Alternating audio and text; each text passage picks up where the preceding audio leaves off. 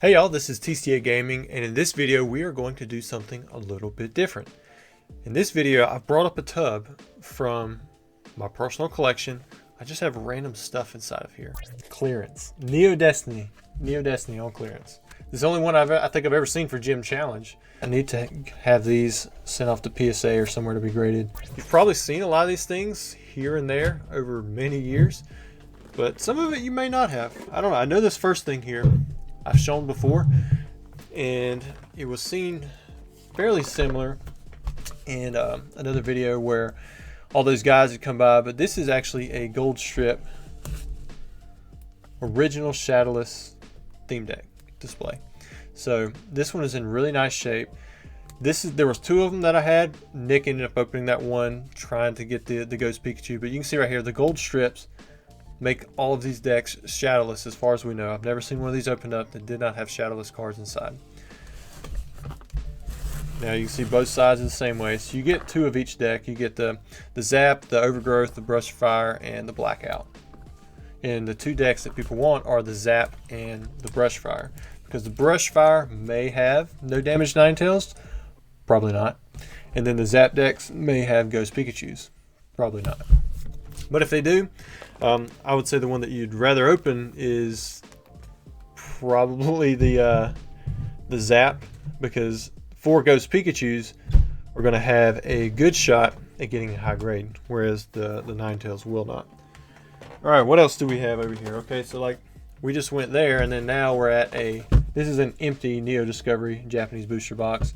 This is from that Neo Discovery opening we did not too long ago. It is empty. There's nothing in there, so it is literally nothing but probably $30 box. All right, next up we have all of these empty booster packs. So if you guys remember, maybe a year and a half ago, I'd auctioned off a lot of empty Pokemon wrappers. Well, since then we have opened up quite a few booster packs, and I just kind of keep them. I know a lot of people reach out to me asking me to sell these things to them, but honestly, it can just be a hassle to do that. But I try to keep any that I think would be worth something one day. And you can see there's a ton in here. I mean, this has all been opened up probably the last year and a half or so. And I'm just keeping them in a box. That's all. All right, next up we have...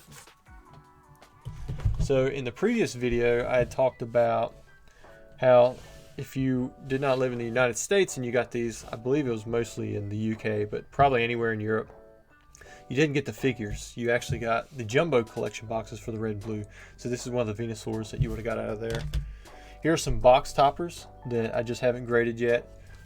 These are from Aquapolis, where that one was, the Espeon was from Aquapolis, the Alakazam, that's from Expedition, Ho-Oh is from Skyridge.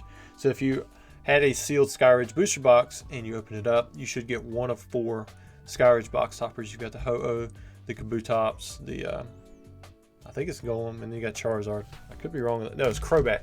I don't know why I thought it was Golem. And then here we've got, it's the same thing with Legendary Collection, Expedition, Aquapolis, and Skyridge. Now the Legendary Collection ones, there's 4 of those. It's S1, S2, S3, S4, and then the e-reader box toppers are their own subset out of 12. You can see right here. I think you can see right there. It's 7 out of 12 for the scissor. And here we have for Alligator, another one that's from Expedition, and there's the Kabutops. That's from Skyridge. In which Skyridge is the only one with these translucent box toppers. They're really cool. It makes them easy to grade too, but they're all crystals. Now here's a box topper that I'm looking to get. Oh, this isn't a box topper. Excuse me. This is a Corocoro promo. It's Japanese technically, but it's printed in English, so I would love to get a 10. A lot of people want a 10. As far as I know, there still doesn't exist one in a PSA 10. There's at least 1 9. There may be a few. I have an 8 in mine.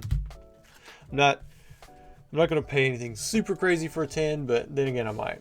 Here we have the tryout set. These are ungraded. I need to have these sent off to PSA or somewhere to be graded. But I believe this is the 1999 Teach or Tryout set. There are 10 cards. These are fairly tough to find and even harder to grade because they're all perforated. These actually come straight off of perforated sheets but even still, they're not going to grade well. That's just the way it is. All right, not even sure what's in here. Maybe it's some kind of jumbo that I bought extra of. Yeah, looks like it. Oh, I didn't know those were in there. Oh, and we have some more. Oh look, so these are a couple of Aquaplus box toppers. Probably not in the best of shape. They're doing okay, but you know, they're nothing crazy.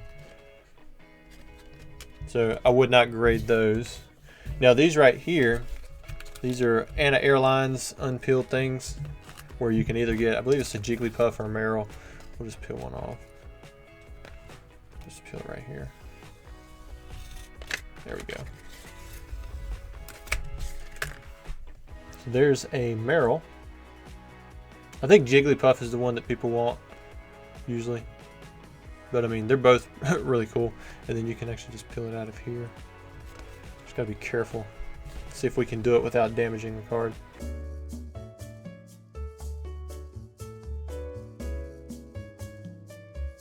Trying to make the paper bend or anything, but look at that backside. It's sticky. See how it's like warped from where I took it off? Now I could flatten that out, no problem. However, getting that residue off, that's going to be another story. So like this one, you definitely would not be able to grade. I'm going to just stick it back on there for now. I'll leave that other piece off, but I think it makes more of a display piece. If I can just put that inside of like a little top loader or something, and it'll just remind me of what it is. Let's do that like that. There we go. And then I've got a couple more. I didn't realize the glue was that bad on those. I've peeled a few off in the past, but they've never been like that. But now I know. Now you guys know as well. And then it looks like I've got some Charizard jumbos here. I probably had bought out extras to try to grade in the PSA 10, but I think some of these I've gotten in a PSA 10 since that time. Now, if you don't recognize this one, there was the Mega Charizard box on our side. We had the X and the Y figure collection boxes, but again, if you lived in places like Europe, you had to give up your figure for a jumbo. So they have this one. They also have the number 69. It's not the secret rare ones. Those would have been a lot cooler, the 107 and 108 from Flash Fire. But instead, they gave us the regular non-secret rares, which was the number 13 and the number 69 in Flash Fire. I believe you had two Charizard EXs, the number 11, 12, and then the 13 was the Mega. 69 was the Mega. I'm not sure which one's X and which one's Y. The black looking one, the blue and black flames, and then the 107, 108 were the two secret rares that modeled after the 13 and the 69. And then you also had you had the first full art Charizard EX, which was the number 100. Let's see. Looks like we have more jumbos here. Oh, here's the number 69. I think I have this one in a 7. And then we have plenty of these. This is number 211. Now, you guys remember, this is one tub for my collection. I've got lots of different tubs. You guys know I'm still looking for this one in a PSA 10. I've almost bought it a few times. I did actually buy one from a guy in Australia, but he had it misadvertised. It wasn't the jumbo, it was just the regular. Oh yeah, and I bought several of these. I got these off Card House, if I remember correctly, because he had a lot of these boxes. He sent me 10 of them. And then, oh yeah, check that out. There's the Blastoise EX, the one that would come in the background. I guess the only one you guys haven't seen is Pikachu. All right, so there's all those jumbos. Now, this is something pretty cool. Now, these are large. I'm hoping you guys can see them. Here, I'll take one out, but know that I'll show all what I have. So this is the Neo Genesis double blisters. For a while there, you could get these for like 100, 200 bucks, something like that on eBay. So I was picking them up pretty much as fast as I could get them. But to me, you know, these are going to be unweighed. Like, I don't know anybody who's going to be able to weigh this out. I mean, that would just be kind of crazy to weigh out a double blister with plastic and cardboard with 2 packs inside of it. And Neo Genesis straight out of a booster box. That's tough to weigh. Let's see how many I got. I've got 3 more. So looks like I've still got 5 of those left. going to put them off to the side though, because they're not going to look too great here. And then let's see what I have here. So this is from Heritage. This is my auction certificate for the Lucky Stadium. You can see that one there. I think I won it for like 18,000.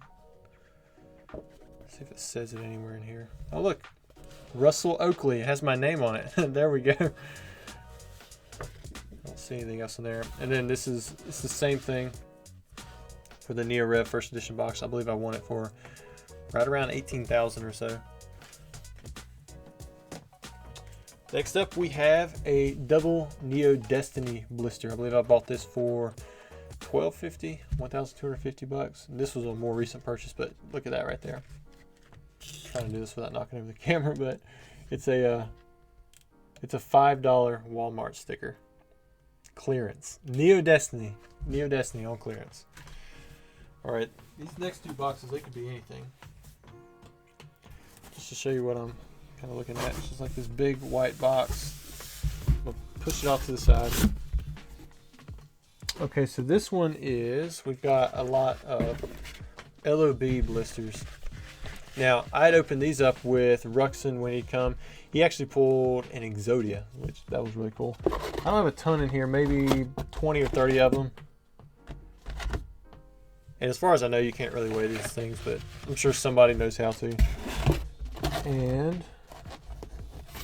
I also have, there we go, see, 2 first edition base set booster blisters.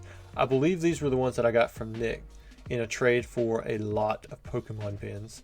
So he traded me these 2 plus his gold strip theme deck case for like 30,000 pins. I can't even remember how many it was.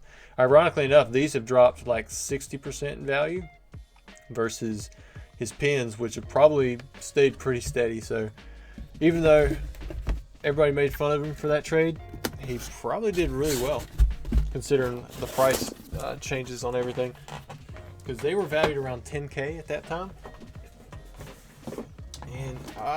And he sold me the Charizard one for 4,000, which again, people made fun of him for doing that. However, I sent him a text the other day. There was one that went on PWCC. It was like $3,800 or something. So whoever sold that one cleared way less than he did. And he got 4,000, you know, cleared. Hopefully this isn't too loud. This is another box. Similar stuff. So we've got some more first edition base set blisters. So this is the other one that I got from Rev. I got an art set from Rev for $1,500 each, and then the one that's not in a case, that was the one that I bought from Nick at, this is old school Pokemon, but I bought this for $4,000 at the Collecticon in Charlotte. I'm surprised these haven't been damaged yet. And then we also have, looks like I've got 36 evolution packs. This is probably where I'd sold some, but then it just the buyer didn't follow through, so I ended up just setting them back. And then last but not least, we have this right here. This is a Gym Challenge first edition booster pack. This is unweighed from a sealed box, and if you notice, it has a red strip. This is the only red strip Pokemon booster pack I have ever pulled from a box, so I wanted to keep it. And yeah, this is the only one I think I've ever seen for Gym Challenge. So it's pretty cool. I think at the time when I opened that box, the packs were like $600 or something like that. And since then, you know, even with this red strip, this probably isn't even worth $600 now. But to me, I think it's really cool. They're very scarce. You do see them here and there. Usually that indicates the end of a wrapper roll. That's what I've been told, but I'm not really sure what it means because I haven't seen that at the end of any booster pack wrapper rolls before. I'm just kind of going off of what people say. So if you have any information on this, feel free to let me know. But guys, let me know if you like this type of video. This kind of come at the suggestion of Pokemon DNA. He wanted me to give him some like small clips to kind of throw into videos here and there, but I thought I'd just go ahead and do a whole tub, and maybe we'll do more tubs like this. They may not be as exciting as this one,